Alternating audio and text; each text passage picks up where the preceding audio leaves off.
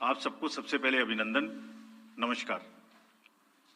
आप सभी का इस प्रेस कॉन्फ्रेंस में स्वागत है। As you see, our team is now complete. All three of us are here and we are fully prepared. So now our request is to all the voters to get inked. Please, the entire team in the ECI is ready to ink the voters. Please join us. I think this is the most awaited press conference in this part of the year. We address you at a precious moment when we as a nation are set to reiterate our pledge to electoral democracy, when Indians will together express their will once again. This is a historic opportunity for all of us. By the way, this year also marks a pivotal moment in the global landscape of democracies. 2024 is a year of elections across the world. Over 6 nations and people will vote across the hemispheres, across the date lines.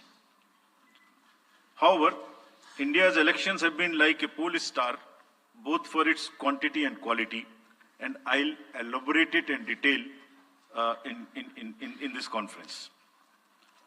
दुनिया के सबसे बड़े और सबसे जीवंत and remain a beacon for electoral democracies across the world.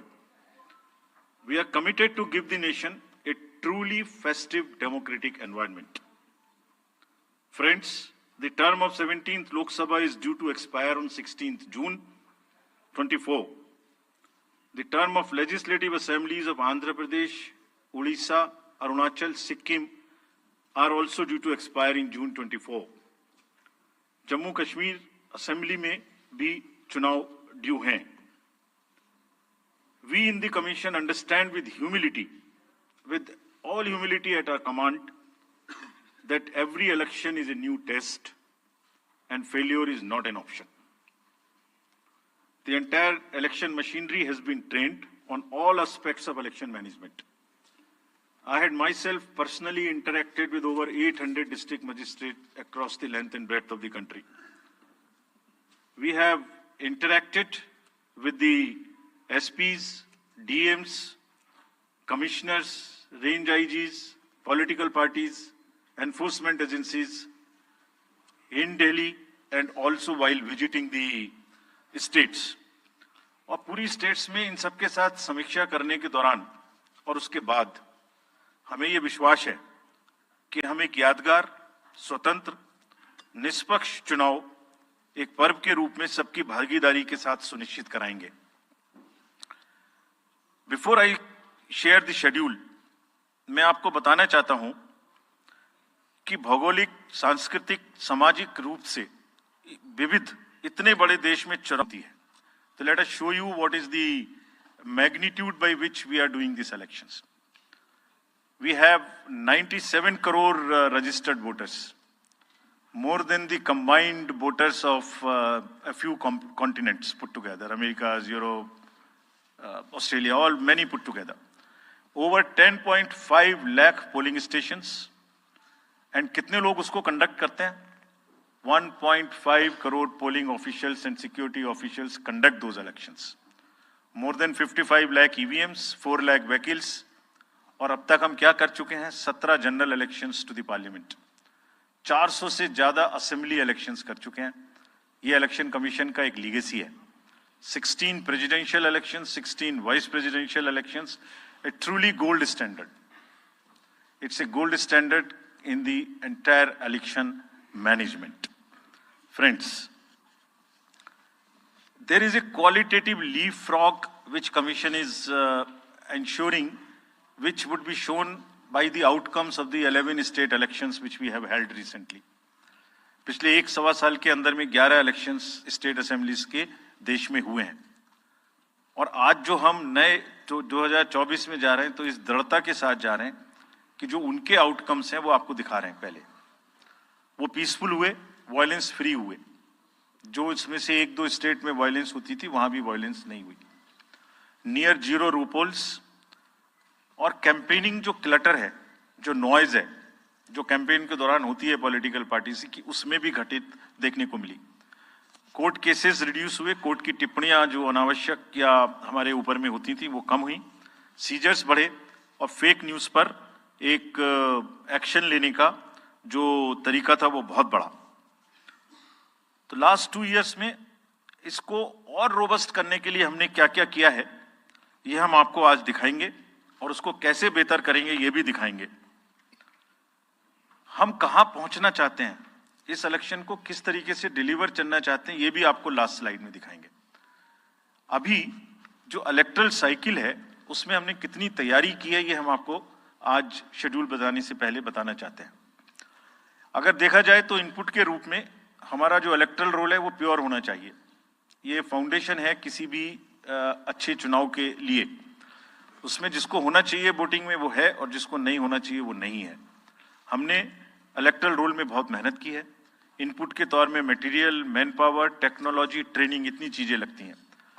Process के रूप में जो डिसरप्टिव चैलेंजेस हैं, muscle power, money power, misinformation, MCC violation और reaching out to the missing voters, urban apathy, youth apathy और overcoming operational challenges जिसमें reaching in inaccessible areas in this wide country and what outcomes we want, that is what is we will tell you little later also.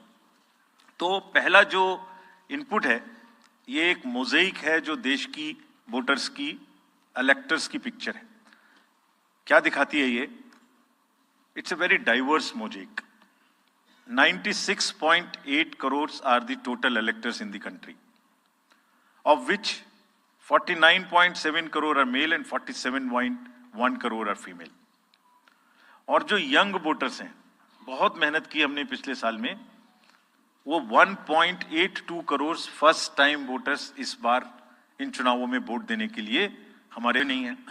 तो 18 से जो 29 हैं वो करीब 21.5 lakh voter हैं। 1.80 करोड़ 18 से 19 और 20 से 29 में 19.74 करोड़, यानी 21.5 करोड़ वोटर्स एब्सोल्युटली यंग, जो कि डेमोक्रेसी में भाग लेंगे और अपना फ्यूचर अपने से डिसाइड करेंगे, because they are the biggest stakeholders in the democracy, because they have a larger time to contribute in the society.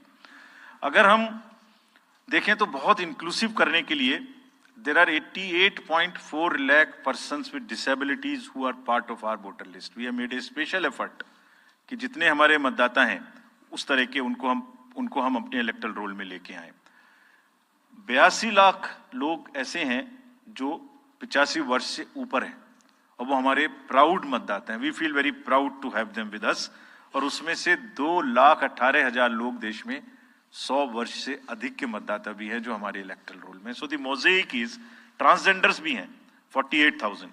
तो मोज़ेइक इज लाइक 18 से 19, 20 से 28, 85 transgenders, person with disabilities and in the entire country, length and breadth of the country.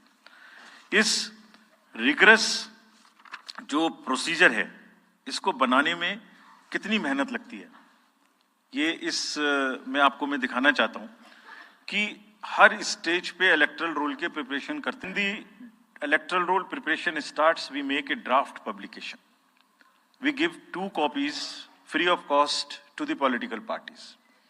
उसके बाद जितने form 6, form 7, form 8, नया नाम जुड़ने के, डिलीशन के, मॉडिफिकेशन के, मेरा नाम घर बदल गया, वो सब की कॉपी हम शेयर करते हैं, उसके मिनट्स बनाते हैं। और इस बार हमने और जोर दिया कि बूथ लेवल एजेंट्स अगर पॉलिटिकल पार्टी हमारे बीएलओस के साथ लगाना चाहें तो लगाएं। ड्राफ्ट रोल्स दिखाए हैं, दिखाने के बाद जितने ऑब्जेक्शंस हैं वो उनको पूरा किया है और उसके मिनट्स बना के रखे हैं। Friends, we are very confident that and we are conscious that a very solid electoral roll is the foundation stone on any election and we are ready to go with this. We have also worked on the women voters.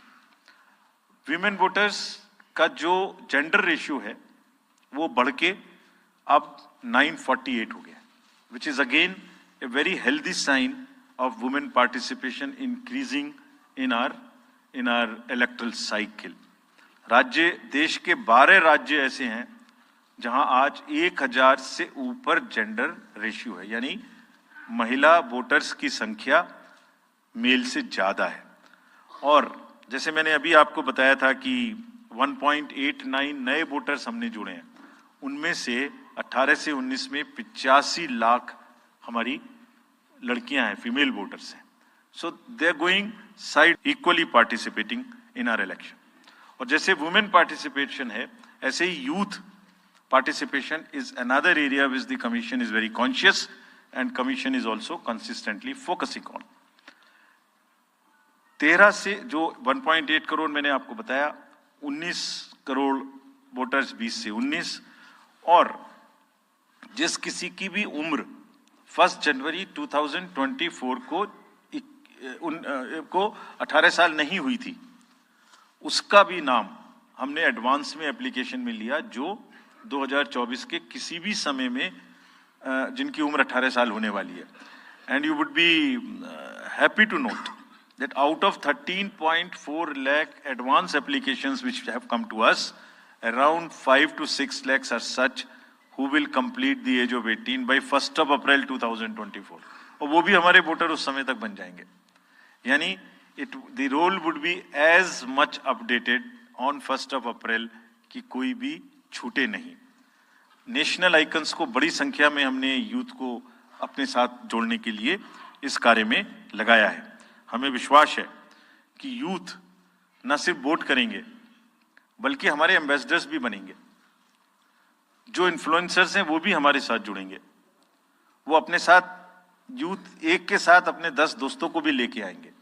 और इस बार हम convinced हैं अपने different outreach activities की वजह से कि वो हमारे साथ ज्यादा। हमारी ये भी ड्यूटी बनती है कि हम अपने बूथ को बहुत अच्छे से उनके लिए तैयार करके रखें। कैसे तैयार करें?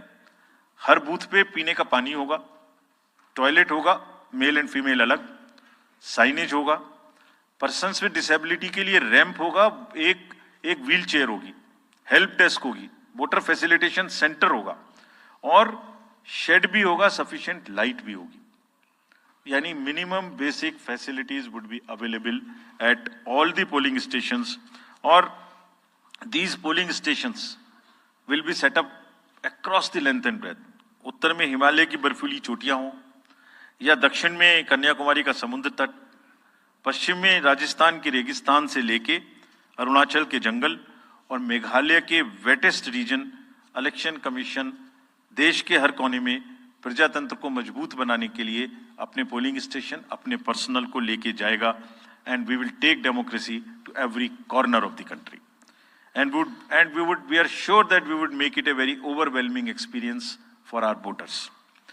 And then the voters delight, polling stations इस तरीके के मिलने चाहिए जिसमें ये सभी चीजें आपको मिलें। Then how would we ensure that it is also inclusive? Inclusive in the sense 85+ जितने वोटर्स हैं उनके हम घर जाके वोट लेने के लिए तैयार हैं।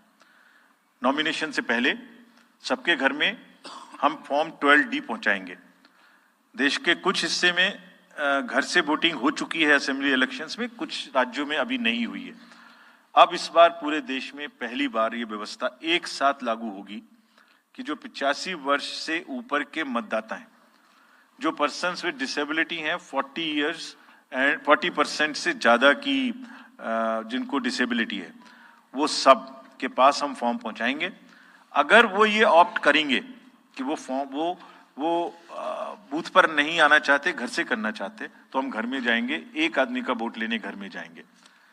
हालांकि हमारा तजुर्बा यह है कि ज्यादातर लोग उस एज के बूथ पर आना चाहते हैं, because they have consistently been part of our democracy. उनको वॉलंटियर्स और व्हील चेयर की सुविधा वहां उपलब्ध रहेगी। नाउ जब ये बूथ बनाए तो हमने अपने पर्सनल को, जो टीम्स हैं, उनको बहुत अच्छे से ट्रेन करके तैयार किया। They are sentinels of democracy.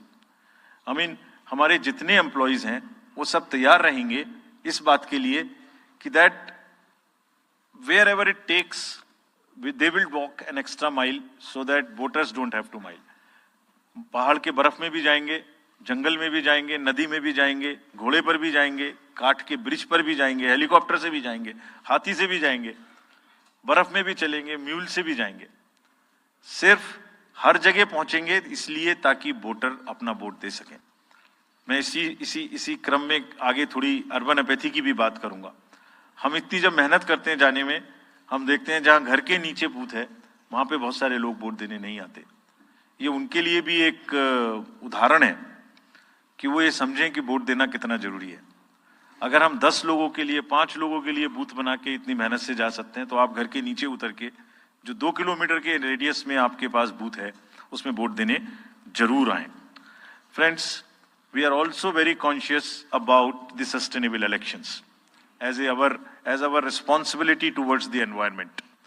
तो environmentally sustainable elections हों, इसके लिए भी हमने डायरेक्शंस अपने इलेक्शन मशीनरी को दी है। वेस्ट मैनेजमेंट किसी भी पोलिंग स्टेशन पे पोलिंग के बाद में दिखाई नहीं देना चाहिए। आप उसको कलेक्ट करें, डिस्पोजल करें और टीम्स के साथ में send them to various disposal thing। It's part of the material arrangement। Minimal use paper का करें, मैक्सिमम हमारी ई बुक्स लागू हैं, आप कभी भी हमारी वेबसाइट पे देख सकते हैं, हर सब्जेक्ट पर ई बुक है। मोर एंड मोर कार्बन फुटप्रिंट्स को हम कम से कम किस तरह से कर सकते हैं, recycling, more and more less and less paper work, all that is what is our commitment to the environment। We are also greatly leveraging technology in 3 verticals for the help of the voter, for the help of the election management agencies, machinery, and also for the political parties and candidates। कोई भी voter पूरे देश में उसका epic number से booth कहाँ है उसका एपिक डाउनलोड करना है। If he has a mobile number seeded, he can download his or her mobile। कोई भी BLO के बारे में कोई जानकारी लेनी है, one can go to the voter helpline app। You can know about what kind of a candidate you have in your constituency who are contesting। So there is an application called Know Your Candidate। तो उस candidate की कोई criminal background तो नहीं है, उसके खिलाफ में केसेस तो नहीं है, उनके क्या असेट्स हैं, क्या लायबिलिटीज हैं, ये सारी चीजें KYC के एप्लीकेशन में वोटर्स को देखने का अधिकार है, उनको मिलेंगी। और जिस किसी का भी क्रिमिनल रिकॉर्ड है किसी भी कैंडिडेट का, उसको 3 बार न्यूज़पेपर्स में देना पड़ेगा, टीवी में देना पड़ेगा, और पॉलिटिकल पार्टी को भी ये बताना पड़ेगा कि आपको उस कॉन्स्टिट्यूएंसी में क्रिमिनल कैंडिडेट बैकग्राउंड के खड़ा करना पड़ा, तो बाकी क्यों नहीं मिला। आप बताइए, what is the basis of the selection of a candidate who has a criminal background। Then, in order to clean up the entire system, we want to use the technology with the help of the citizens। Citizens, be please vigilant। So C-Vigil app में कोई भी शिकायत अगर किसी citizens को, किसी voter को करनी है, कहीं पर भी कोई पैसा बांटने का केस है, फ्रीबी बांटने का केस है, एक्सेस कैंपेनिंग का केस है, just take a photo or type text, send it to us। We will capture your longitude and latitude ourselves। आप कहां पर खड़े हैं ये हम अपने से आपकी मोबाइल की लोकेशन से समझ लेंगे और आपको 100 मिनट के अंदर अपनी टीम भेजकर जो आपकी शिकायत है उसका निराकरण हम आपको करने देंगे।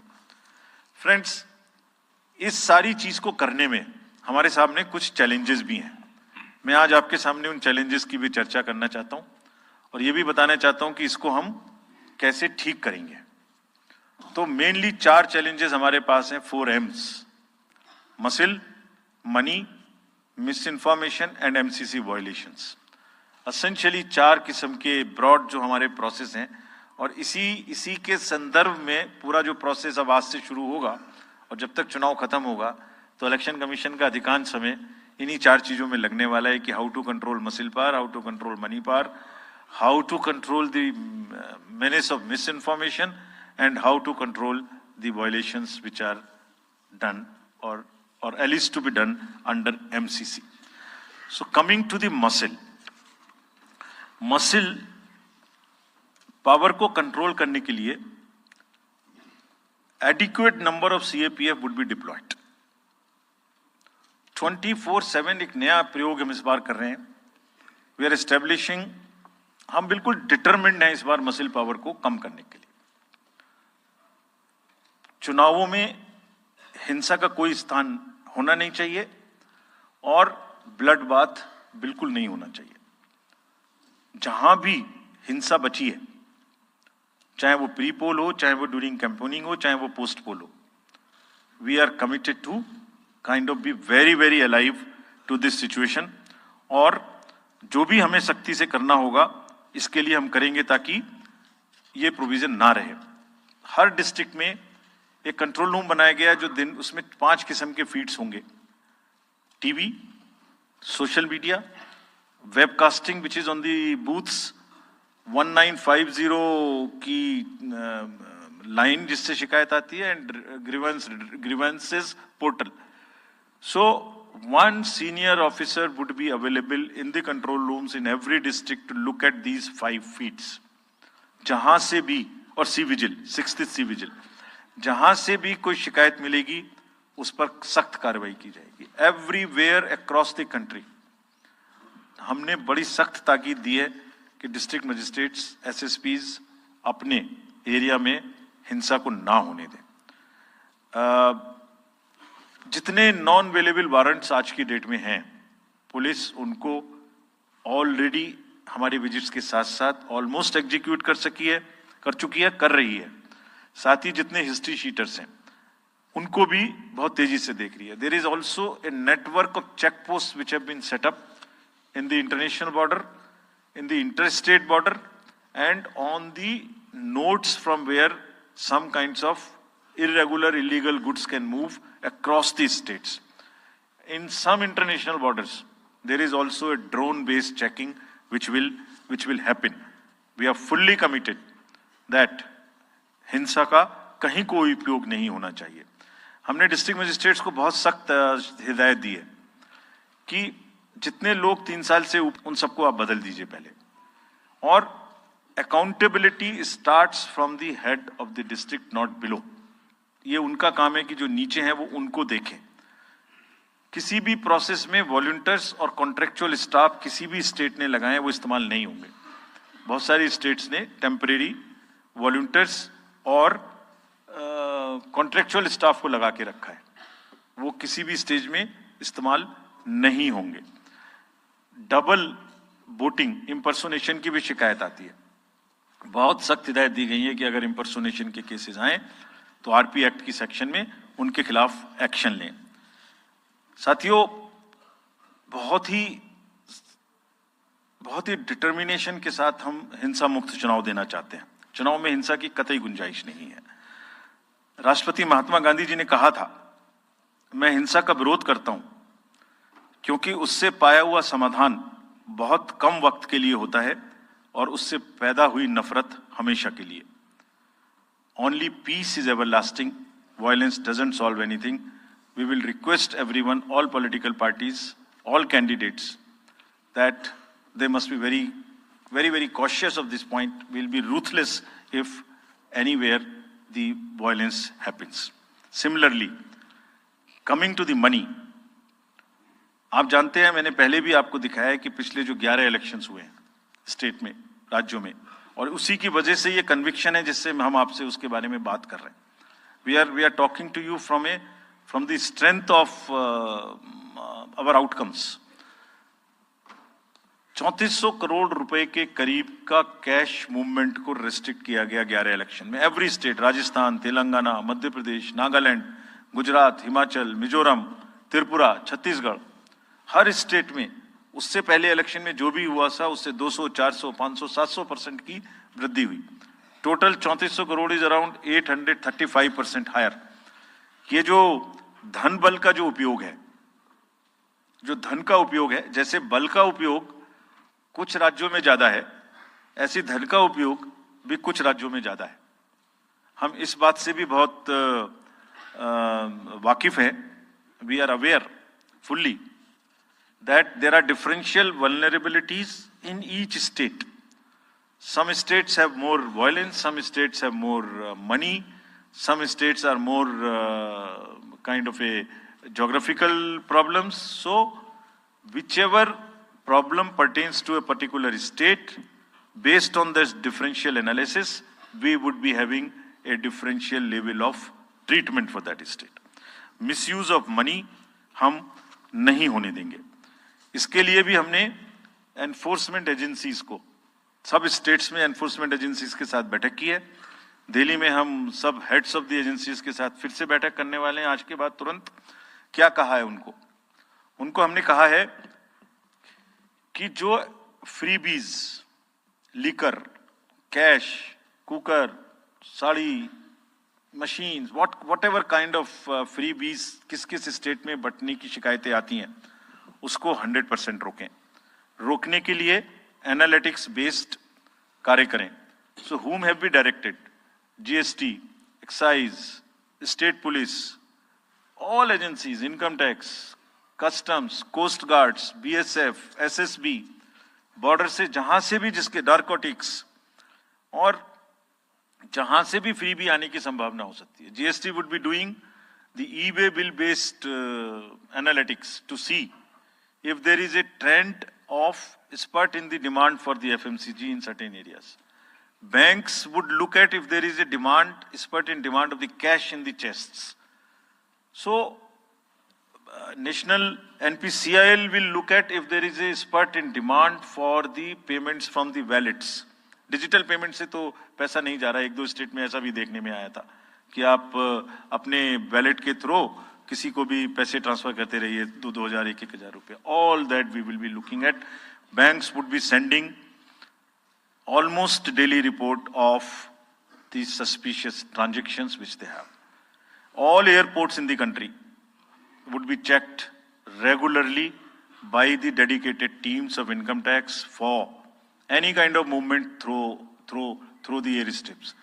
और जहां जिन राज्यों में एयर स्ट्रिप्स कॉमर्शियल के अतिरिक्त हैं, जहां हेलीकॉप्टर्स लैंड कर सकते हैं, we have asked and we have got actually the Bureau of Civil Aviation of Security to issue detailed instructions कि जिस किसी क्षेत्र में हेलीकॉप्टर या चार्टर्ड फ्लाइट उतरेगी, वहां जो भी सामान उसके अंदर में उसकी as per the directions, as per the instructions and guidelines of the BCS, almost equal to the commercial airports, checking होगी. Railways, RPF, GRP, both will be simultaneously, continuously looking at. Roads. So cash और money जो भी धन बल का दुरुपयोग करना चाहेंगे, political finance in any case is a thing which is in news these days. So this is our effort to add to that thing so that there are much more cleaner elections. Coming to the third M, which is the misinformation. This also troubles us a lot during the elections. While we are conscious of two facts, that the social media helps us in taking out our outreach programs. जितना हम youth, women, voters को अपने पास लाने की कोशिश करते हैं, उस मीडियम को यूज करते हैं. We are also conscious that on social media, in democracy, there is a full freedom to criticize anybody, including criticizing us. Why not? If we are doing wrong, criticize us. But you should not be allowed to create fake news which is not based on facts, because it can disturb the public order. ये अफवाहें फैलाते हैं. तो हमने सबको instructions दी हैं किस किस्म का इंस्टीट्यूशनलाइज तरीका किया. ये कुछ इस तरीके की नई चीजें हैं जो इस बार के चुनाव में सबको देखने की मिलेंगी. मैंने मसल पावर के बारे में भी बताया, मनी पावर के बारे में भी बताया, मिस इन्फॉर्मेशन के बारे में. तो ये जो प्रोसेस है इलेक्शन का, जो आज से शुरू हो रहा है काउंटिंग के बीच तक, जिसमें शोर शराबा, गंदगी की संभावना बनी रहती थी, वो हमारा प्रयास है कि कम से कम हो. उसके प्रति हम बहुत ज्यादा सजग रहें. इसमें क्या करेंगे? Under section 69 and 79(3) of the IT Act, authorized authority of each state is empowered to ask for take down of the social media posts. In almost all states, authorized officials have been appointed or are being appointed. In each district, we have done thorough trainings as to how to deal with this kind of a menace. So this is on the preventive side. But there is also a promotional side. all our entire machinery will now react to whatever is coming by facts. We will try and join the issue instead of being in the background. If somebody is trying to do a fake kind of a narrative, which is disturbing the level playing field, which is disturbing the public order, or which is not based on the facts, and which has crossed the line of the criticism, we would be also joining them. We will also launch very soon on our website something called Myth versus Reality. This is going to be live very soon. Means ये myth फैलाया जा रहा है, ये उसकी reality है. हम अपनी तरफ से आगे बढ़ के आपको एजुकेट करेंगे कि ये उसकी रियलिटी है. और सोशल मीडिया के बारे में आप सबसे भी एक अपील है कि थोड़ा देख लें. मतलब जो आया उसको आगे नहीं करना चाहिए. इसमें एक बहुत बड़ा झूठ का बाजार भी है. मैं इसके बारे में सोच रहा था तो मैंने कुछ चंद लाइनें लिखी थी जो आपको बताना चाहता हूं. झूठ के बाजार में रौनक तो बहुत है, गोया बुलबुले जैसी तुरंत ही फट जाती है. पकड़ भी लोगे तो क्या हासिल होगा सिवाय धोखे के. तो उसको थोड़ा रोक के देखें, समझ लें आगे बढ़ाने लायक है कि नहीं है, ना बढ़ाएं. Now friends, the last problem. चुनाव के दौरान हमारे सामने एक और बहुत बड़ी समस्या है, और वो समस्या है चुनावी प्रक्रिया का, पॉलिटिकल डिस्कोर्स का घटता हुआ स्तर, जिसमें as we call it, it's a plummeting level of the political discourse. अगर हमने सब पॉलिटिकल पार्टीज को बहुत स्ट्रांग एडवाइजरी इशू की हैं. आप पूछेंगे कि एडवाइजरी तो दी, उसके बाद एक्शन क्या होगा, उसका भी जवाब मैं आपको दूंगा. एडवाइजरी इशू की हैं जो भी पिछले 11-12 इलेक्शंस में, एक्चुअली जो पिछले 5 साल में जितने भी एमसीसी के वायलेशंस होते रहे उसको हमने इकट्ठा करके एक फाइनल एडवाइजरी दी है before the 24. So this is how we have set our grounds, and what we have done in that, we have set, we are putting political parties on notice. Means we have asked political parties to give copy of our guidelines to each star campaigner. Political parties के जितने भी बड़े नेतागण star campaigners हैं जो campaigning करेंगे, उनके व्यक्तिगत नोटिस में हमारी गाइडलाइंस ले आइए. ये जिम्मेदारी हमने पॉलिटिकल पार्टीज को दी है. So now what is happening, we have put them on notice and we will presume knowledge of the guidelines. These are the two fundamental changes which we have made silently. People were asking, you issued so many notices last time, did nothing. You left it at that. That was a moral censor. Now we will go beyond. We will go beyond, and here we have said we will also look at the past. We might look at a calibrated approach dealing with the MCC violations, which may be, जो MCC violations किस प्रकार की हो सकती हैं. I mean, statements which inspire, which should inspire rather than divide. Issue-based campaign हो, hate speeches, religious speeches, private life का criticism is what is absolutely avoidable. People should be refraining from giving unverified and misleading advertisements, or masquerading as an advertisement as a news. इसमें हमने editors को भी advisory issue की है. वो एक newspaper में बड़ा बड़ा ऊपर में छप जाता है कि इसकी लहर और उसकी लहर. अगर ऐसा है तो साफ साफ लिखें कि ये एडवर्टाइजमेंट है. Let it not pass through advertisement. We have issued these advisories. Now the time is during this election to go beyond advisories, take concrete action, for which in the advisories there are relevant sections of the acts which are also inbuilt. So notice is there, knowledge is there, sections are there. So please, our request is कि campaigning के दौरान please don't try to cross the red line. ये वैसे भी इसलिए जरूरी है that in this digital world जो भी एक बार मुंह से निकलता है उसका रिकॉर्ड तो 100 साल तक के लिए पैदा हो गया, वो बार बार चलता रहता है. So please avoid creating digital memory of bad words which are coming from your mouth. Please be civilized during the election. This is what is our advice. और एक बार जब लड़ाई झगड़ा होता है ना तो प्रेम का धागा टूट जाता है, और जब प्रेम का धागा टूट गया तो बड़ी मुश्किल होती है. रहीम ने कहा था, रहीमन धागा प्रेम का मत तोड़ो छिटकाए, टूटे से फिर ना मिले, मिले गांठ पड़ जाए। तो क्यों ऐसी गांठ बांधनी है? थोड़ा प्यार मोहब्बत से कैंपेनिंग करें, शोर शराबा कम हो।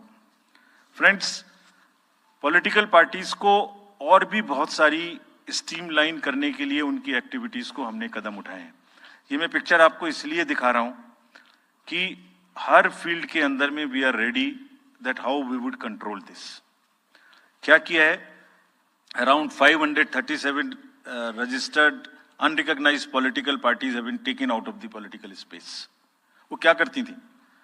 किसी के नाम में कैंडिडेट खड़ा कर दिया, गाड़ियों की परमिशन ले ली, दूसरा कोई यूज कर रहा है, किस्म किस्म की भांति एंटाइटलमेंट ले लिया, भांति भांति का वो they were cluttering the political space, crowding out the genuine persons. So that is what it has been done. सारी फाइनेंशियल जितने भी अकाउंट्स हैं पॉलिटिकल पार्टीज के और जितनी भी कंट्रीब्यूशन रिपोर्ट्स हैं वो सब डिजिटाइज्ड फॉर्म में हमारे पास आएंगी, ऐसा हमने उनको कहा। डायरेक्शंस दे दिए, it is started coming.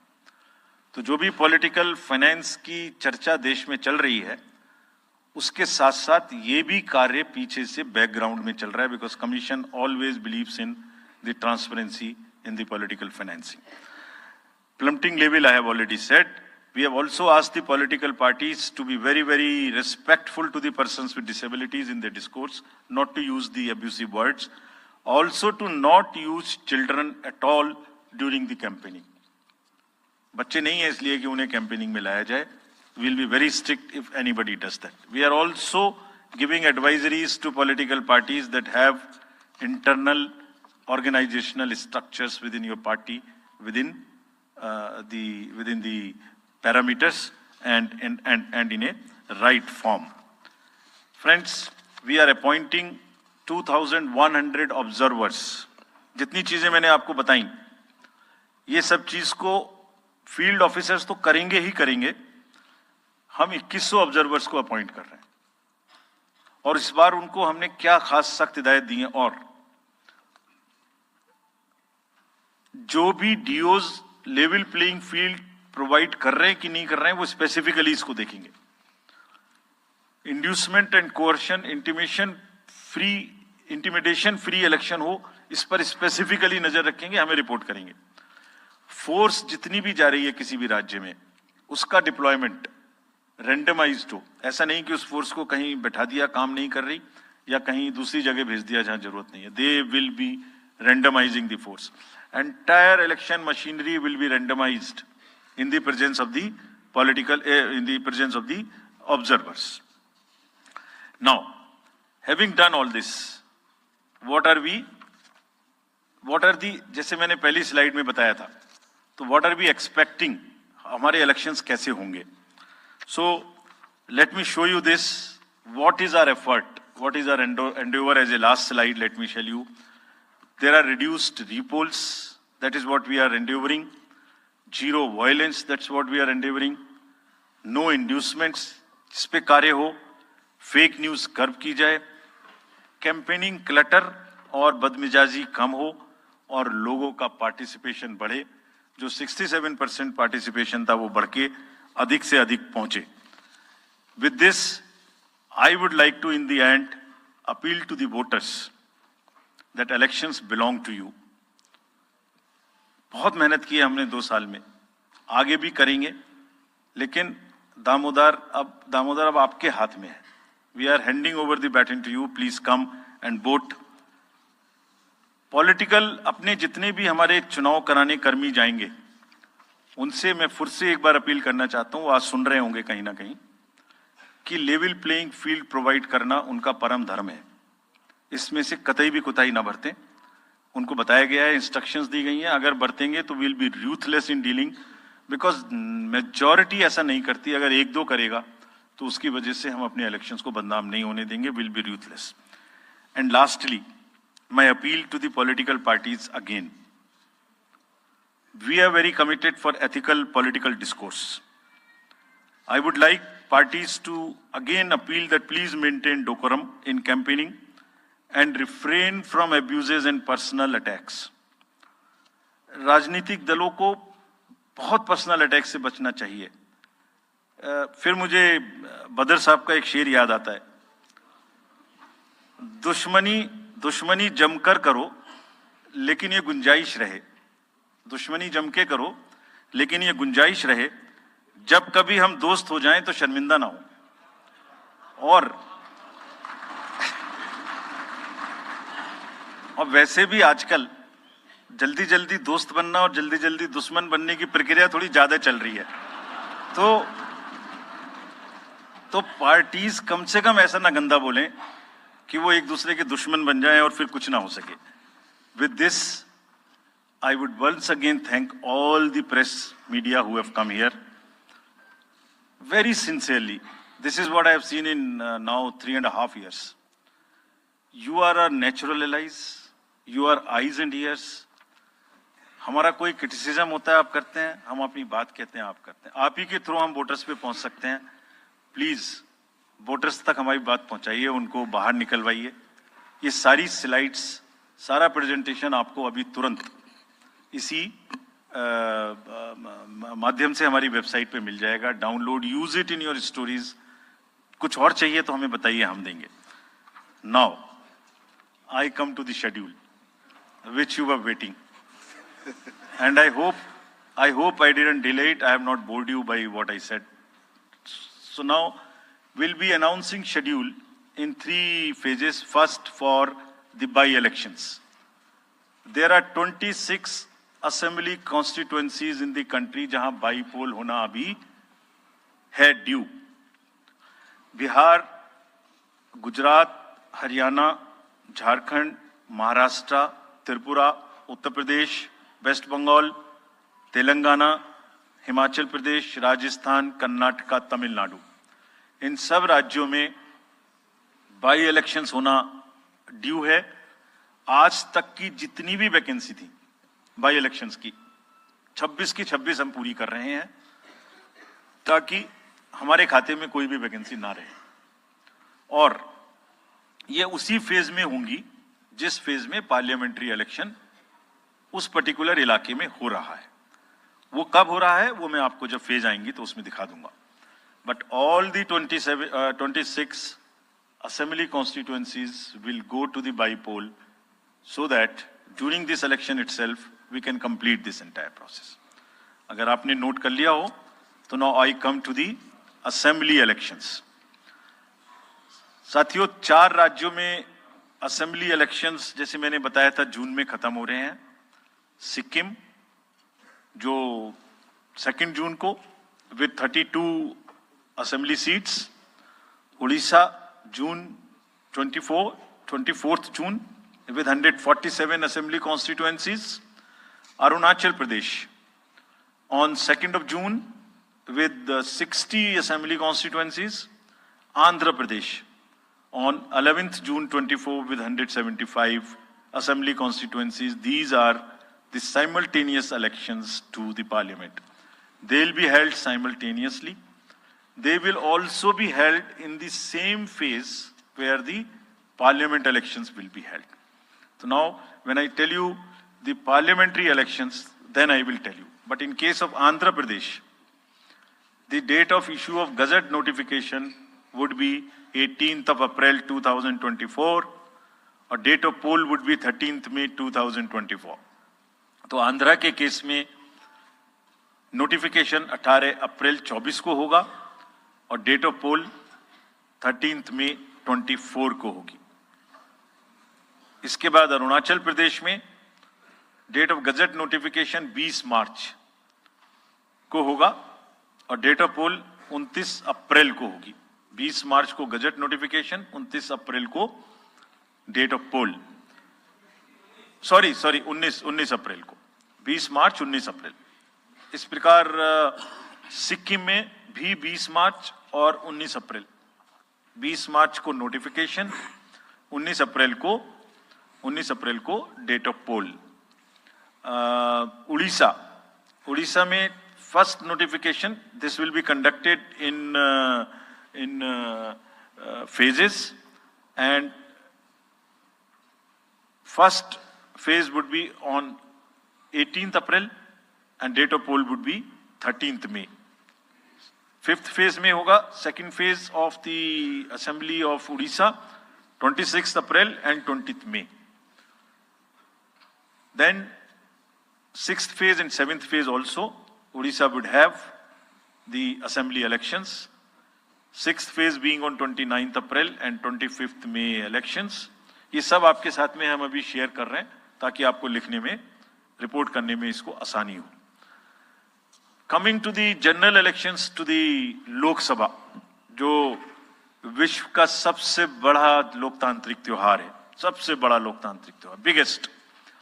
543 parliamentary constituencies, of which 84 are reserved for SCs and 47 are reserved for STs. तो इस 543 पार्लियामेंट्री कॉन्स्टिट्यूएंसीज के महात्योहार में शेड्यूल बताने से पहले सभी वोटर्स का फिर से हाथ जोड़ के आग्रह, अनुरोध, गुजारिश that please join for the voting. Come on the day of voting. छुट्टी मनाने ना जाएं, जरूर आ जाएं. Schedule of the Lok Sabha poll, phase 1. We'll do it in 7 phases, as was done last time. 7 phases. Phase 1 will start from 20th March notification, 5 days from now. And last date of withdrawal would be 30th March and date of poll would be 19th of April. इसमें phase 1 का schedule एक दिन से हमें 2 बार करना पड़ रहा है. फिर बिहार के लिए वहां एक फेस्टिवल है, तो नोटिफिकेशन की डेट सेम है, लेकिन बस लास्ट डेट ऑफ विड्रॉल हमें 30 मार्च की जगह 2 अप्रैल सिर्फ बिहार की फर्स्ट फेज के लिए करनी पड़ रही है, क्योंकि वहां त्योहार है. और 19 अप्रैल को यहां वोटिंग होगी और पूरी कंट्री में 4 जून को काउंटिंग होगी. So phase 1 this will look like this. ये मैप भी हम आपको प्रोवाइड कर देंगे. अभी ये जो येलो पोर्शन है ये ऐसा दिखाई देगा. तो इसमें जो फेज 1 का जो मैप है, इसमें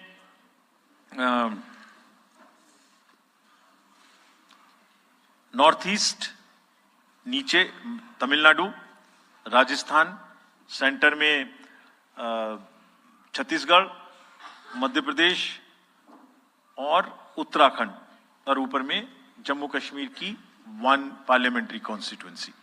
ये येलो फर्स्ट फेज का आपके सामने में मैप है.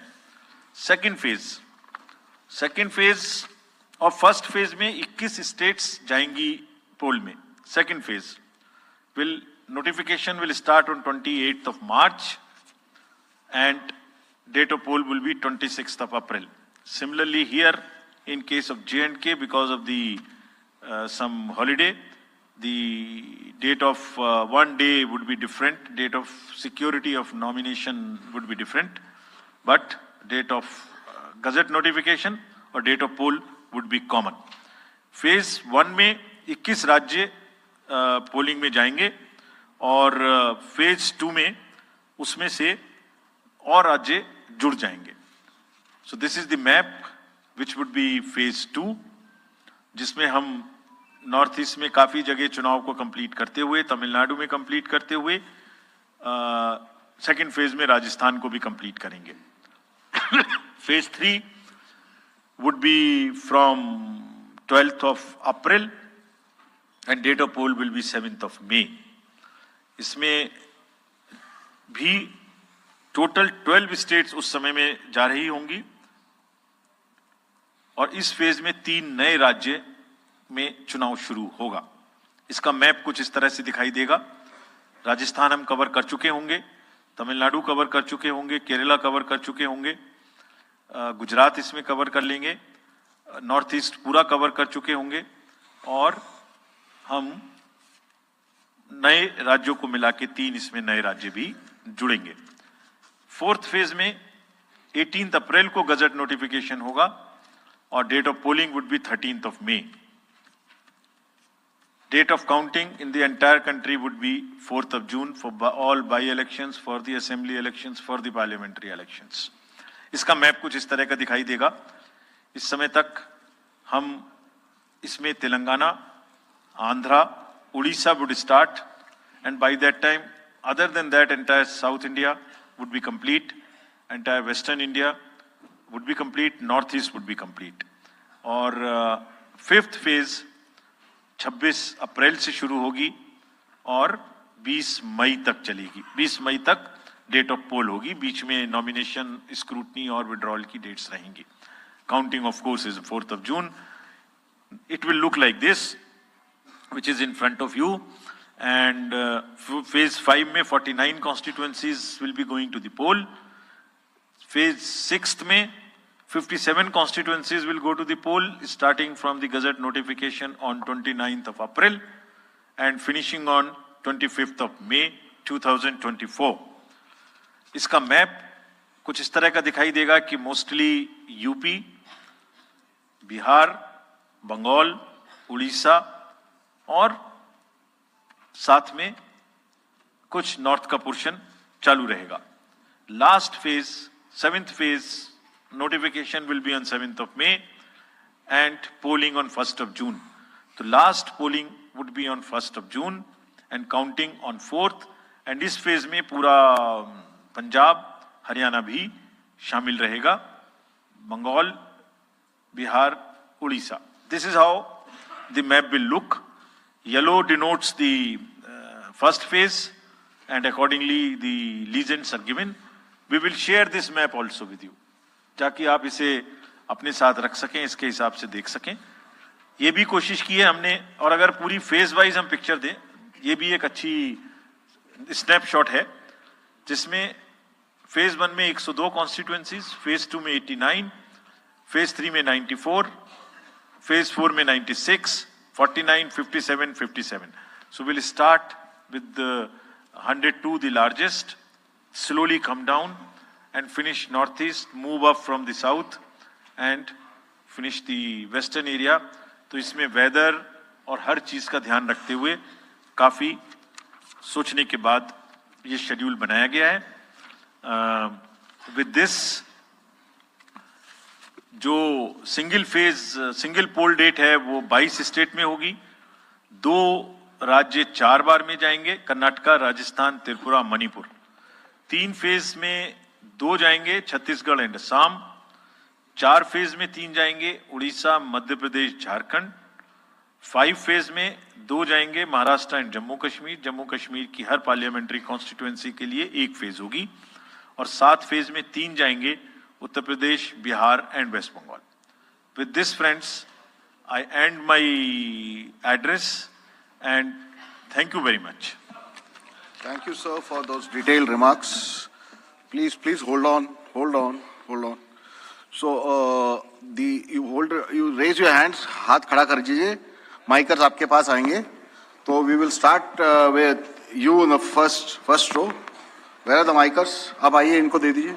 जो, yeah, CC sir will take 4-5 questions at one time. So after that we'll take the next person. Yeah. Sir, मैं मोहित दुबे हूँ न्यूज़ नेशन से। सर, मेरा सवाल ये है कि आपने 7 चरणों में मतदान ये करवाया है, बहुत बड़ी चुनौती है क्योंकि दुनिया का सबसे बड़ा लोकतंत्र हिंदुस्तान है। अपोजिशन पार्टियां जो हैं ये आरोप लगा रही हैं कि 7 चरणों में क्या जरूरत है और इसकी वजह से सत्ताधारी दल को फायदा होता है। और छोटा सा सवाल सर एक और है कि ईवीएम को लेके लगातार अपोजिशन धरना दे रहा है, सवाल उठा रहा है। आप हमेशा ये कहते रहे कि निष्पक्षता के साथ आप मतदान करवाते रहते हैं ईवीएम के माध्यम से, तो उनके सवाल के बारे में आप क्या जवाब देंगे? आप ये जो लाइट जैकेट पहने हैं सेंटर में, इनको दे दीजिए। जो, हाँ, या जस्ट होल्ड ऑन। सर, मेरा नाम रविंद्र सिंह शोरान है। I would like to ask कि जो आपने बताया कि 3500 करोड़ रुपए को सीज किया, उसके बाद कार्रवाई कितने लोग जेल गए, कौन कौन सी पॉलिटिकल पार्टीज इन्वॉल्व थी, और जो लीकर सीज किया गया उसमें कितने केसेस रजिस्टर हुए, उसकी डिटेल्स इलेक्शन कमीशन हमारे साथ कभी शेयर करता नहीं है after the election happens. This lady in the front या इधर मिडिल में जो है, इनको माइकर्स, हाँ, इनको दे दीजिए, या इनको दे दीजिए। हाँ, please switch on your mic.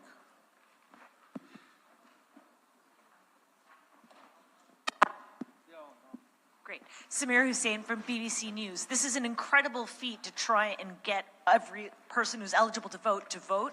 I'm wondering how much money is being spent, and in addition, what is the biggest concern in terms of these elections? Okay. The lady in the fourth row over there with that black dress, उनको दे दीजिए, माइकर्स, middle में, हाँ उनको जो बीच में है, वो lady जो है, हाँ, give it to her, yes. Switch on your mic.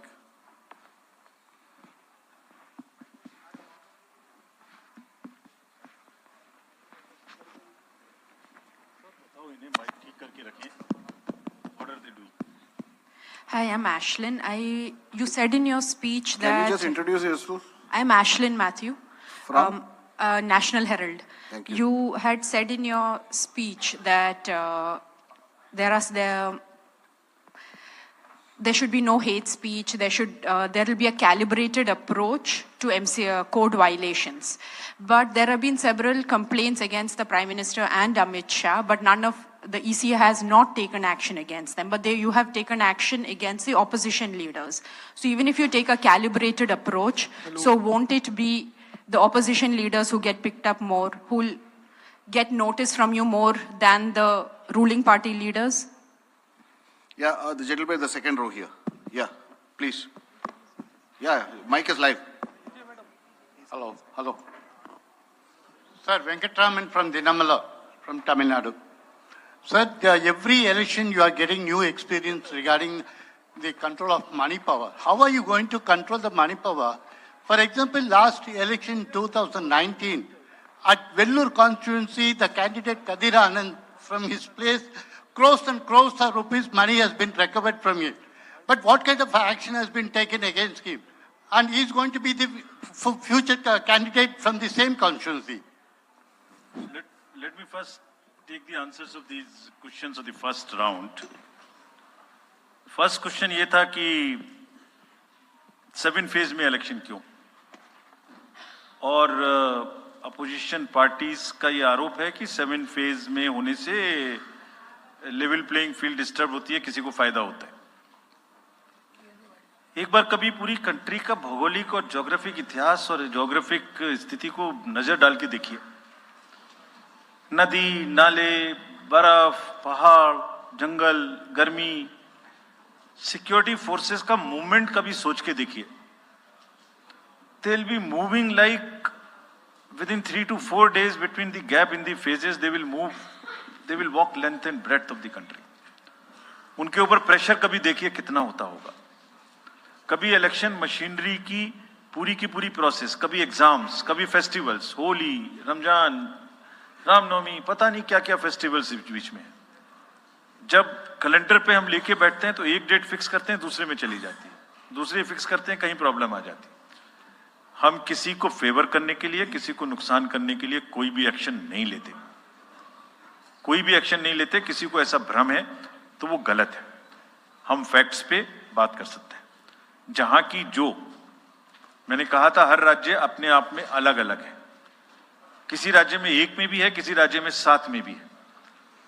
जिन राज्यों में 7 में है वहां का विस्तार बहुत बड़ा है, नंबर ऑफ पार्लियामेंट्री कॉन्स्टिट्यूएंसीज बड़ी हैं, कंटेस्टेशंस ज्यादा हैं, इसलिए वो 7 में है। My friend from the Tamil Nadu has asked, वहां 1 में है, लेकिन वहां दूसरा चैलेंज है जिसके लिए what he has talked about, there is a challenge of money power in that particular state, and as I mentioned, we are extremely careful of what he has asked. If you learn it from the assembly elections which happened in another southern state recently, we have been able to cure that menace of money power to a very large extent, and we would control this. Please don't be worried. Similarly, I'll on the expenditure side take this question from BBC that how much we spend. Each candidate is allowed to spend in the parliamentary constituencies up to 80 lakhs, up to limit, and in the assembly up to 90, up to 90 lakhs, and in the assembly up to 38. So if you combine amongst the candidate, that's the upper limit, which is the expenditure. You have asked about, somebody asked about EVMs. EVMs के बारे में मैं बहुत बार बता चुका हूं, लेकिन ठीक है, आपने फिर क्वेश्चन पूछा है तो, और देश में एक ऐसा अभियान भी चल रहा है जिसको बताना भी जरूरी है, इसलिए मैं थोड़ा विस्तार में बता ही देता हूं। वैसे बहुत बार बता चुका हूं, 40 बार लगभग इस देश की संवैधानिक courts, high courts and supreme courts EVM के ऊपर में जितनी चुनौतियां हुई हैं उनको देख चुकी हैं। चुनौतियां किस प्रकार की हुई? ये हैक हो सकती है, चोरी हो जाती है, 19 लाख मिसिंग हैं, इसमें दिखाई नहीं देता है, ये कंप्यूटर से खराब हो जाती है, रिजल्ट्स बदल सकता है, मैनिपुलेट हो सकता है। हर बार संवैधानिक कोर्ट्स ने इसको रिजेक्ट किया है। क्या कहा है? कभी कहा कि इसमें वायरस लग ही नहीं सकता, no question of introducing virus. कभी कहा इनवैलिड वोट्स नहीं हो सकते, कभी कहा रिगिंग इज नॉट पॉसिबल, कभी कहा कि when there is section 61A in the RP act which empowers the use of the EVM, जब तक वो खत्म ना हो जब तक ये प्रश्न उठाना गलत है। कभी कहा कि EVMs are foolproof devices for counting and allegations of tampering are baseless. कभी कहा कि आप एक के बदले 5 वीवीपैट गिनिए, वो हमने शुरू कर दिया। अब तो ये आ गया है नतीजा कि कोर्ट्स ने जुर्माना लगाना शुरू कर दिया। दिल्ली हाई कोर्ट ने मिस्चीवियस कहते हुए 10,000 रुपए का जुर्माना लगाया, फिर माननीय उच्चतम न्यायालय ने 50,000 रुपए का जुर्माना लगाया। अभी फिर रिसेंटली माननीय उच्चतम न्यायालय ने एक पिटीशन खत्म की है। कितनी बार सुनेंगे? क्यों बार बार वही बिलाप करना है? कोई चीजें तो हमसे पूछिए। हैक नहीं हो सकती, किसी सूरत में नहीं हो सकती, एंड जो परिणाम आते हैं वही प्रमाण है, बार बार परिणाम आते हैं। कोई भी ईवीएम लेके बैठ जाता है सोशल मीडिया पे, वो डिब्बा लेके एक बैठ जाता है, और आजकल एक नया ट्रेंड शुरू हुआ है, वो थोड़ा सा एक्सपर्ट भी बन जाता है। आजकल 1-2 एक्सपर्ट भी चल रहे हैं सोशल मीडिया पे, वो कहाँ की डिग्री है, कहाँ के एक्सपर्ट हैं, थोड़ा देखना भी चाहिए। वो बताते हैं कि ये डिब्बा है, वो टूल बॉक्स जैसा डिब्बा होता है, उसके अंदर में क्या है पता नहीं है, उसमें से एक गत्ते के डिब्बे में से एक स्लिप भी निकलती है। वो धरना भी हो जाता है कि ये स्लिप बदल गई, मैंने यहाँ बटन दबाया था और यहाँ ही गलत निकल लगी। भाई आपने क्या दबाया था, किसी को बताया था क्या? क्या निकला, किसी को बताया था क्या? अरे संविधान कोर्ट्स कह रही हैं। अच्छा, जितनी बार हमसे आप पूछेंगे उतनी बार हम उसका एक क्वेश्चन लेके आपको FAQs में डाल देंगे। 100+ क्वेश्चन है। और भाई political parties have come into existence because of the EVMs. There are many smaller political parties which in the age of the ballot papers might have not come into the existence. It was the fairness and the political parties know in the heart of their hearts. सब EVMs का 3-3 बार mock poll होता है, candidates के सामने में होता है। फिर भी अगर कुछ आप किताब लाए हैं, किसी के पास है क्या? एक हमने किताब भी बनाई है, एक जितने लीगल केसेस 40 केस, देखिए these are 40 cases on EVM. इसमें FAQ भी है, आप सब लीजिए इस किताब को हमसे। इसमें FAQ भी है और इसमें फ्लो चार्ट्स भी हैं। देखिए हमारी वेबसाइट पे है ये, थोड़ा पढ़ने का तो कष्ट करिए, खासतौर से जो एक्सपर्ट महोदय हैं, वो बहुत सारे एक्सपर्ट्स हैं यहाँ, मतलब कंट्री में कोई भी बन जाता है, किसी पे कोई रोक नहीं है। हमने इसमें चार्ट भी लगाया है कि कितनी बार सत्ता में रहने वाली पार्टियां ईवीएम ने बदल दी। तो मुझे भी ईवीएम पे फिर मैं रात सोच रहा था ये प्रश्न तो आएगा जरूर, तो फिर रात को मैंने कुछ लिखा अपने हाथ से, वो फिर आपको सुनाता हूं। अधूरी हसरतों का इल्जाम, अधूरी हसरतों का इल्जाम हर बार हम पर लगाना ठीक नहीं। ये ईवीएम कह रही है, मैं नहीं कह रहा हूं। अधूरी हसरतों का इल्जाम हर बार हम पे लगाना ठीक नहीं, वफा खुद से नहीं होती, खता ईवीएम की कहते हो। और बाद में गोया जब परिणाम आता है तो उस पे कायम भी नहीं रहते, आप ही के पक्ष में रिजल्ट आ जाता है। ये क्या बात है भाई? कितने दिन? EVMs are 100% safe, 100% sure. We know now, in last 2 years, again, we have done large number of improvements. एक ईवीएम की नंबर जो भी किस बूथ पे जाएगी वो कैंडिडेट को दिया जाएगा, इसलिए इसमें कोई प्रॉब्लम नहीं है. नाउ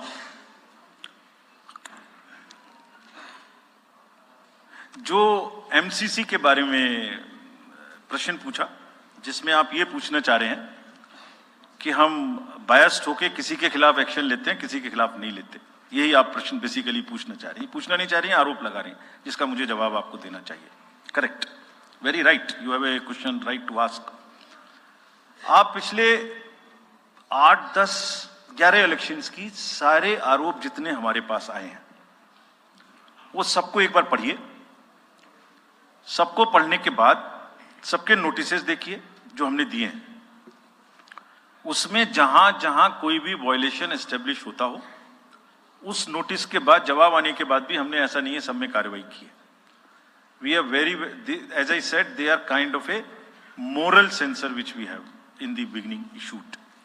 और जिस किसी के भी खिलाफ में अगर कहीं भी कोई केस बनेगा, however high star campaigner he or she may be, we will not sit back, we will take action.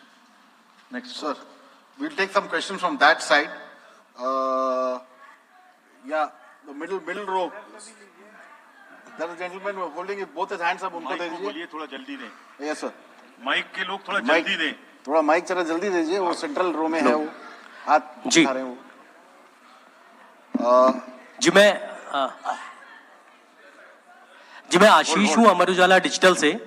मेरा सवाल है सर, जो आपने अभी 4M की बात की थी, उसके लिए क्या कोई एडिशनल डिप्लॉयमेंट आपने किया है? अगर किया है तो वो क्या है sir? Just yeah, give it to him there. Yeah, please. Yeah. मैं राजस्थान पत्रिका से नवनीत मिश्रा हूँ. अभी इलेक्टोरल बॉन्ड पे जिस तरीके से घमासान मचा हुआ है और सुप्रीम कोर्ट ने भी उस सिस्टम को खत्म कर दिया है, और जो चुनावी चंदे की जो पारदर्शिता की बातें होती हैं, तो उसके लिए वो सिस्टम लाया गया था. तो आयोग का अगला कदम क्या होगा, क्योंकि इसके बाद से कैश की चुनौती है वो बढ़ेगी चुनाव में. Sir, Sunil Prabhu from NDTV. Just two, three points, because you just now made a comment that every EVM has a number, and your own commission had asked for a totalizer. That totalizer has not happened because, if you wanted, in the essence, a free and fair election, then you should not be identified. The others, you said disclose. In the interest of the general public, and now we can't get from Mr. Arun Goel because he hasn't only cited personal reasons. In the best interest of the commission, would you be able to disclose what exactly happened? Why did Mr. Arun Goel, who worked with you and sadly is not here today in this entire process, if you can come clean about what exactly happened, what were the differences that led to his sudden and abrupt exit? That's Ravi Tripathi, DD News. Go there. Yeah. Sir, मैं रवि त्रिपाठी हूँ, जी news से. मेरा सवाल यह है कि एक तो सीट के नंबर जो सर आपने दिए हैं वो 543 के बजाय 544 हो रहे हैं काउंट करने पर. ऐसा क्यों है, ये एक तो जानकारी. और दूसरा कि मॉडल कोड ऑफ कंडक्ट का जो सवाल खड़ा किया हमारे किसी दोस्त ने कि बार बार विपक्ष ये सवाल खड़ा करता है, तो पिछली बार उन्होंने नाम दिया कि मोदी कोड ऑफ कंडक्ट, जिसमें मोदी के खिलाफ आप सॉफ्ट होते हैं और राहुल गांधी के खिलाफ आप ज्यादा एक्शन लेते हैं. ऐसा क्यों होता है, ऐसा आरोप क्यों लगता है चुनाव आयोग? Gentleman next to you. Yeah. Sir, Neeraj हूँ, न्यूज 18 इंडिया से. सर, पहले तो चुनाव आयोग को बहुत बहुत बधाई कि आप लोग पूरी कंप्लीट टीम हो गए, दोनों चुनाव आयुक्तों को, और इस बड़ी प्रेस कॉन्फ्रेंस के माध्यम से हम लोग का वास्ता हो रहा है. हमारा सवाल ये है कि ये तो हमें अंदाजा था कि जम्मू और कश्मीर में विधानसभा के चुनाव नहीं होंगे इस बार, लेकिन ऐसा क्यों किया है? हालांकि आपके पास वक्त है, कोर्ट ने भी आपको वक्त दिया है. जम्मू कश्मीर में विधानसभा चुनाव न कराए जाने की क्या वजहें हैं? Yeah, the gentleman is the... Yeah, give it to him. Yes. Very. Sir, my name is T.N. Ashok. I used to be former editor of PTI. I also write a lot of political articles from New York. So I just wanted to know, I was just following the Federal Election Commission of the US, which publishes on its website the amount of money raised by presidential candidates, like say, it has just come out only yesterday. Biden has raised about $106 million. Trump has raised $88 million. Nikki Haley has raised about $48 million. And Vivek Ramaswamy has raised about $24 million. Is it possible for the Election Commission of India to publish such kind of details of not the candidates, but the parties, how much have they raised for the 2024 elections? Yeah, thank you. CC will take questions. Now let me answer these questions first. Very critical, very important questions. What are in everybody's discussion during this time, and it is necessary that one clears the stand on that. So first of all, I must congratulate that you have calculated it's 544, not 543. I never guessed that anybody would so quickly calculate this. कि ये 543 seat है तो 544 total में कैसे आ गई? एक constituency में 2 बार election होंगे, विच इज इन मणिपुर, तो वो 2 बार काउंट हो रहा है, इसलिए 544 से. So this is the first part of yours. Let me come to Mr. Prabhu. You asked the questions on totalizer. I entirely agree with you that booth-wise result मालूम होने से, किस बूथ पर किसने किसको कितना वोट दिया ये जानने से, it's not a best possible situation in the country. We fully agree with this, and therefore we brought totalizer. The totalizer was an instrument कि जैसे एक राउंड में 14 टेबल पर काउंटिंग हो रही है, तो 14 मशीन्स को एक साथ जोड़ दीजिए और 14 का रिजल्ट एक साथ आएगा, तो कम से कम इतना पता नहीं लगेगा. लेकिन महाशय, यहां तो एक ही मशीन के रिजल्ट पे भरोसा नहीं हो रहा. मैं 14 जोड़ दूंगा तो लोग बोलेंगे पता नहीं क्या कर दिया. Let the political system mature itself. The need is to introduce totalizer. We are ready to introduce it. Technology is ready. But let one has to work in the entire landscape. Let that be matured further. We prepared the machine to take votes of the migrant workers remote voting. The prototype is ready. Machine can take 72 polling assemblies together. That's a step towards remote voting. We are also ready at some stage for remote voting through electronically, through blockchains and all. But let such things take time to assimilate, to adjust. एक समय होता है हर idea का. So perhaps the time for this idea has not come. It is a little premature. But yes, it can tackle that ill. About my friend you asked. Mr. Arun was a very, very distinguished member of our team, and I thoroughly enjoyed working with him all the time. But in every institution, somebody will have to be given the personal space, and I'm sure the personal space should not be touched, and one should not be insensitive to ask personal questions. If he had personal reasons, it's fine, you must respect it. In the commission, let me make it clear to everybody. As you said, disclose, disclose, disclose. We also have another principle: participate, participate, participate. Involve all political parties. So in the commission, we have a very sound tradition, not today, of large, and I must thank this to my predecessors, worthy predecessors. Whatever we are today, it is because of them. And that's one tradition in the commission, that dissent within commission is encouraged. Within 4 walls of ECM, the commission room, which we call, it's a round room. Because it's such a complicated exercise in the world, 3 minds are always better than 1. We discuss, we sleep over issues, we take time, we assimilate. And हमेशा एक उसमें कहावत है ना, फिर मुझे याद आ गया, वैसे ही, निंदक न्यारे राखिए. आसपास रखने चाहिए जो लोग आपको चैलेंज कर सकें. सो कमीशन में बहुत ट्रेडिशन है.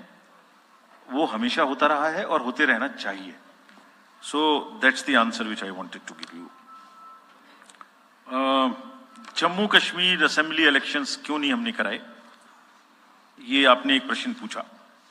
बहुत इंपॉर्टेंट क्वेश्चन है नीरज जी आपका. हम बहुत कॉन्शियस हैं इस बात से और बीच बीच में आरोप भी लगते रहते हैं. हम वहां गए थे तब भी हमसे लोगों ने कहा कि हमें तो सुप्रीम कोर्ट जाना पड़ा आपसे क्या आपको कहलवाने के लिए कि इलेक्शन कराइए और आप क्यों नहीं कर रहे हैं. तो पहली बात, आपने इतने समय से क्यों नहीं किया. तो पहली बात मैं सबके सामने ये इसको स्पष्ट करना चाहता हूं कि Jammu and Kashmir reorganization act was passed in 2019.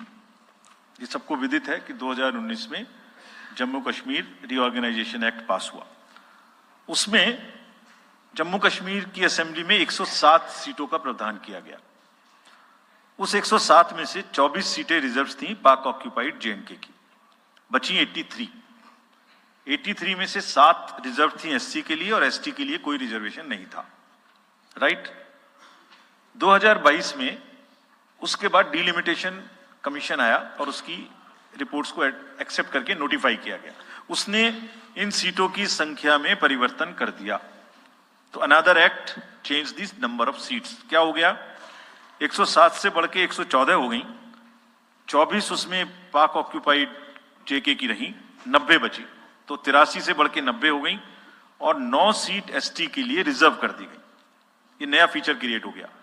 और साथ ही साथ 2 सीट माइग्रेंट्स के लिए रिजर्व कर दी गई जिसमें से 1 वुमेन की थी. और उसके बाद 1 सीट का नॉमिनेशन अलाउ किया गया जो कि पीओके से डिस्प्लेस्ड लोग जो इंडिया में हैं उनके लिए वो रिजर्व की जाएगी. और ये सारे, जिसका मतलब Reorganization Act and Delimitation Act were not in sync and therefore there was no occasion for the commission to conduct the election till that happens. When did that happen? That happened in December 2023 by amendment in the J&K Reorganization Act. तो हमारा metre कब से चालू हुआ है? दिसंबर 2023 से metre चालू हुआ है चुनाव कराने का. असेंबली और पार्लियामेंट में चुनाव कराने के लिए हम जेएनके के सभी पॉलिटिकल पार्टीज ने हमसे कहा, ऑल, कि आप हमारा चुनाव पार्लियामेंट के साथ करेंगे. वी रिस्पेक्ट दैट और हम समझते हैं कि हमारी ड्यूटी है हम उसे कराएं. सारी एडमिनिस्ट्रेटिव मशीनरी ने टुगेदर एक स्वर में कहा कि सर हम एक साथ नहीं करा सकते. हमने पूछा क्यों, तो उनका आंसर था कि जब असेंबली कॉन्स्टिट्यूएंसी के चुनाव साथ साथ में होंगे तो एक असेंबली में लगभग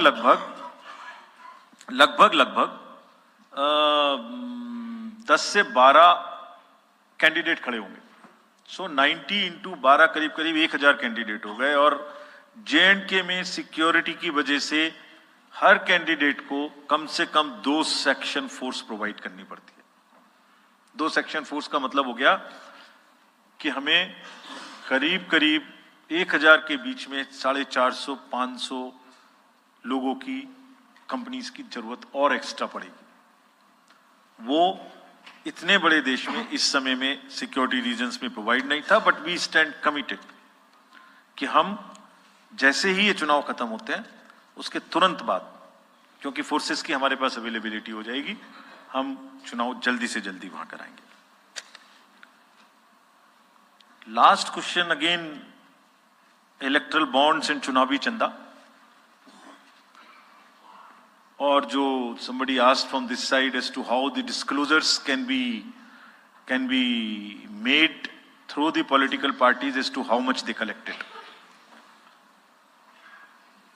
So as regards electoral bonds, Commission has always been in favor of transparency right from the stage when we submitted our stand in the Honorable Supreme Court.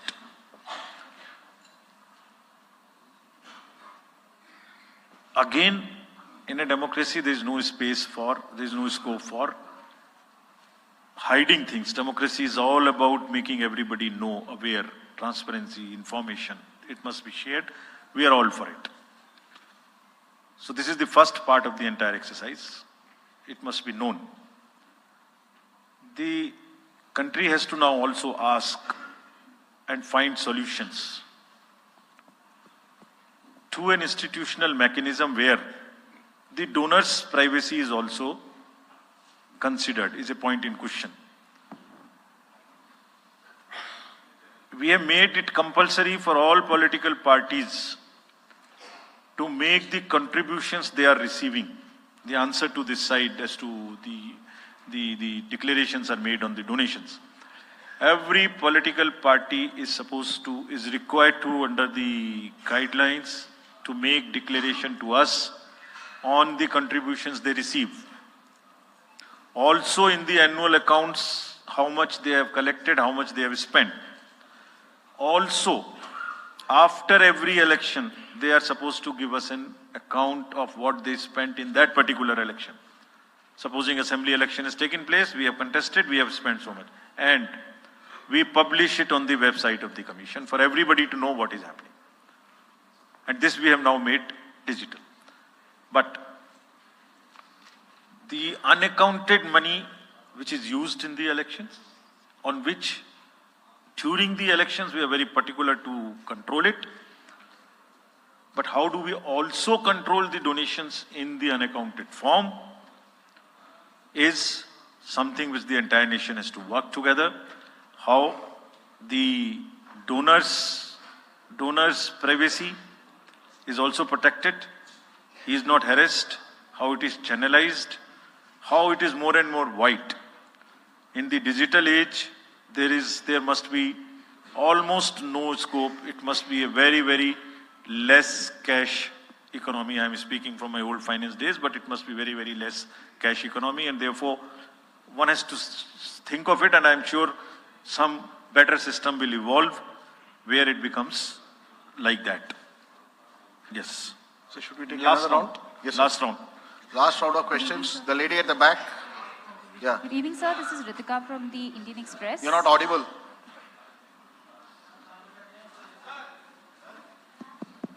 Yeah. Sorry. Good evening, sir. This is Ritika Chopra from the Indian Express. I have a question regarding Manipur. There's been this huge displacement of people on account of the ethnic strife. There are people who've been displaced living in relief camps and haven't come back home. What steps are is the Commission taking to ensure that people actually turn out to vote in their respective constituencies? And secondly, sir, as far as the disclosure of data with regard to electoral bonds is concerned, was the Commission expecting SBI to also share data pertaining to the unique bond number? Because what you got was just date of purchase, name and amount, and party name, date of redemption and amount. Can you introduce yourself? This is Ritika Chopra from the Indian Express. Thank you. Okay. The gentleman in the orange shirt there. Yeah, please. मैं Krishnamohan Sharma Bharat express से मेरे दो सवाल हैं जिस मुहिम में आप लगे हुए हैं कि voting So kindly percentage stick बढ़े to one question.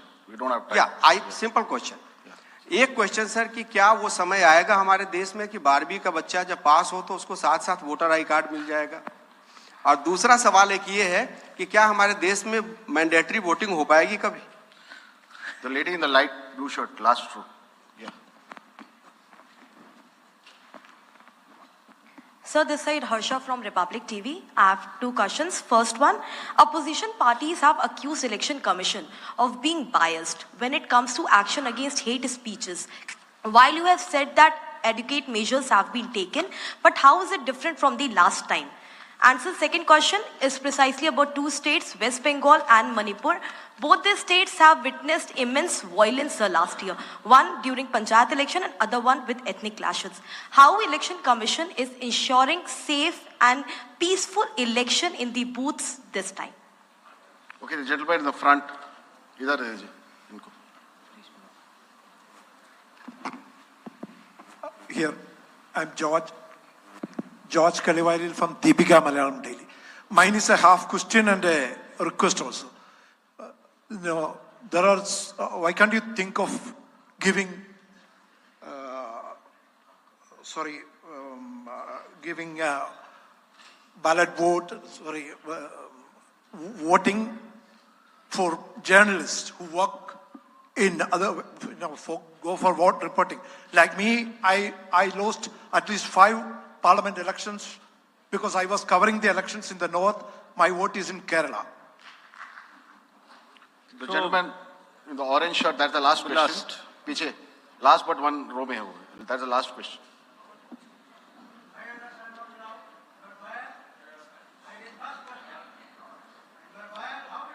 Coming. Go ahead. Yes. Sanjay Sharma आज तक से हूं मैं। मेरा एक सवाल तो ये है कि निर्वाचन आयोग ने बहुत मार्मिक और बहुत व्यावहारिक अपील की है राजनेताओं से कि वो नफरत के बाजार में मोहब्बत की दुकान खोलें। तो इसकी कितनी अपील का असर लग रहा है कि वो कर पाएंगे? और दूसरा ये कि इलेक्टोरल बॉन्ड्स में अगली स्कीम किस तरह से इसको और पारदर्शी बनाया जा सकता है? क्या आयोग के पास भी ऐसा कोई इंतजाम है क्या? Yes. Now, उनका भी एक ले लीजिए उनका भी। उनको दे दीजिए। Give it to him. लीजिए। You are biased. You can't do that. लीजिए। Go ahead. I am Professor D.S. Agrawal and I am a nominee of राष्ट्रपति 2012. उस समय मैंने प्रणब मुखर्जी का नॉमिनेशन कैंसिल कराया था, तब ये प्रॉमिस किया था, सवाल है, तब ये प्रॉमिस किया था कि एमपीज की जगह वोटर प्रपोजर होंगे। आपने अभी तक अमेंडमेंट नहीं किया। दूसरी बात यह है कि आप जो डीएम होता है, मैं बनारसी चुनाव लड़ा, उसने 3 बार मेरा इलेक्शन नॉमिनेशन कैंसिल कर दिया बायस्ड, लेकिन मैंने 4थी बार पास कराया। तो डीएम को आप इतनी पावर देंगे कि किसी का भी नॉमिनेशन कैंसिल कर देगा बैलेट को, या आप अमेंडमेंट करिए और इसमें अमेंडमेंट करिए। और ये जो खड़े होते हैं ऐसे लोग खड़ा मत होने दीजिए कि बायस करते हैं। ऐसे आप नहीं बोल सकते। नहीं, ऐसे नहीं बोल सकते। ये इस तरीके की चीज आप यहां नहीं बोल सकते। अच्छा, ठीक है। Now let me take these questions. 12वीं क्लास के बच्चे के बारे में आपने पूछा एक प्रश्न। 12वीं क्लास के बच्चे को जैसे ही उसकी एज पूरी हो, उसको वोटर कार्ड मिल जाए, इसकी तैयारी हम कर रहे हैं। एडवांस एप्लीकेशन लेके ऐसा जरूर होना चाहिए। About Manipur, question was asked about Manipur, what we will do. There are persons who are displaced, who are in the camps. We have drawn a scheme. Which we have notified. That scheme is notified to allow the voters in the camp to vote from the camp. जैसे migrants के लिए JNK में वो scheme है, ऐसे ही यहां पर भी उस स्कीम को लागू किया गया है। And the voters would be allowed in the respective camps from the lower constituency to the higher and higher to the lower. But my appeal to the voters is that let us decide through the ballot peacefully by participating in these elections. We'll make the arrangements.